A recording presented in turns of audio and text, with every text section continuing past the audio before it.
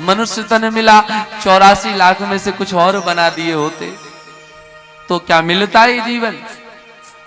अरे महाराज मनुष्य बनाया और मनुष्य में भी ये मन बना दिया कि भगवान होते हैं, भगवान के प्रति श्रद्धा जागृत कर दी। नहीं ऐसे ऐसे दुष्ट पड़े महाराज, वो कहते भगवान नाम की कोई वस्तु नहीं है, कौन सी चिड़िया का नाम है। और देखने में आपको प्रायः यह प्रथम दृष्टा होता है कि बड़े सुखी हैं। आपसे निवेदन करें आप ये सोच करके भ्रमित मत होइए, वो सुखी दिखते हैं ऊपर से, अंदर से बड़े दुखी है महाराज, संतोष नहीं है, अशांति भरी पड़ी है, शांति घर में किंचित मात्र नहीं। यदि किसी को बिना धर्म के, बिना भगवत कथा के, बिना गुरु की शरणागति के भी सुख सुविधा प्राप्त हो रही है तो आप यूं समझिए, एक दृष्टांत से बात और स्पष्ट हो जाएगा।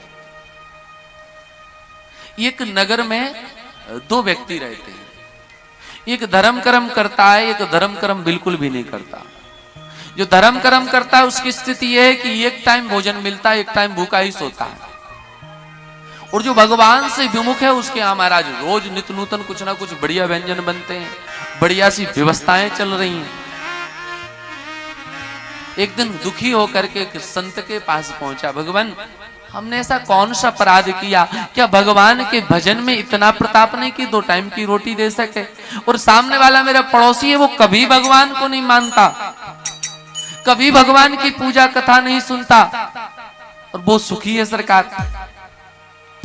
महात्मा त्रिकालज्ञ थे, ध्यान लगा करके देखा और इसका पूर्व जन्म में प्रवेश कर गए।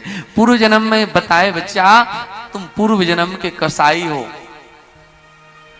अनंत गौ माता की हत्या की है तुमने, इस जन्म में तुम्हें भोजन नहीं भूख से ही प्राण त्यागने का तुम्हारे माथे पर लकीर थी। एक टाइम जो भोजन मिल रहा है वो भगवान के भजन पूजन का प्रताप है जो तुम्हें भोजन प्राप्त हो रहा है। और ये जो तुम्हारा पड़ोसी है यदि ये भगवान की पूजा करता, पाठ करता तो इस नगर का राजा होता, काशी नरेश बन करके वो जीवन जी रहा होता।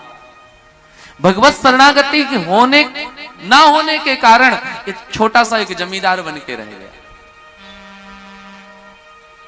बात अब समझ में आई कि भगवत कृपा की ओट में होने पर हमारे बड़े बड़े, जहां पर भाला लगने वाला है वहां सुई लग करके काम चल जाता।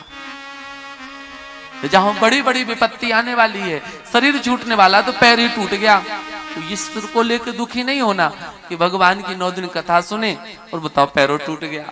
ना ना, अरे सरकार की कथा ना सुने होते तो पता नहीं और क्या क्या होता जीवन में। ऐसा सोचना चाहिए।